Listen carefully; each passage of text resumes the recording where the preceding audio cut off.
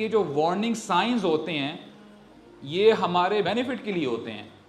Imagine کریں, تصور کریں ہمیں وارننگ سائنز دیے نہ جا رہے ہوں اور ہم ٹھیک ہے سپیڈ ہماری تیز ہے, بڑی مشکل سے ایک ہم کرو سے بچ گئے ہیں, ہم کہتے ہیں اوہ مجھے تو پتہ ہی نہیں چلا کہ آگے کرو آ رہا ہے. ایک سے بچیں گے, دو سے بچیں گے, لیکن ایونچولی آپ نقصان اٹھائیں گے. تو الحمدللہ یہ اللہ تعالیٰ کا بڑا احسان ہے کہ اللہ تعالیٰ نے ہمیں مختلف طریقوں سے ہمیں وارن کیا گیا ہے, ہمیں بتلایا گیا ہے کہ خبردار ہو جاؤ.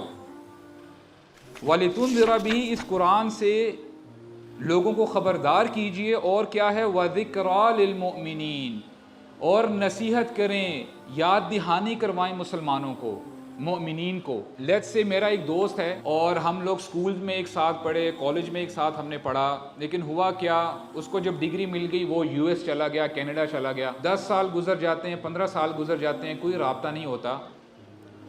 اور اس دوست نے مجھے اسکول لائف میں, کالج لائف میں ایک مجھے پین گفٹ کیا ہوتا ہے. اینڈ آفٹر 15 ایئرس میں اپنی کبڈ کھولتا ہوں, رینڈملی اپنی چیزیں کوئی نکال رہا ہوں, ڈھونڈ رہا ہوں, اور سڈنلی وہ پین میرے سامنے آ جاتا ہے. تو مجھے اپنی دوست کی یاد آئے گی کہ نہیں آئے گی؟ تو اس پین کے ذریعے سے مجھے اپنا دوست یاد آیا.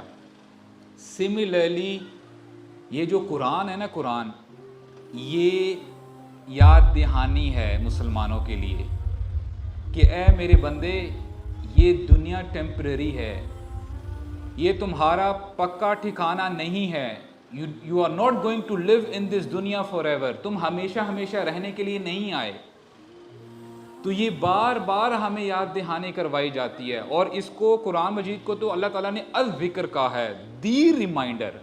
سب سے بڑی یاد دہانی یہ ہے.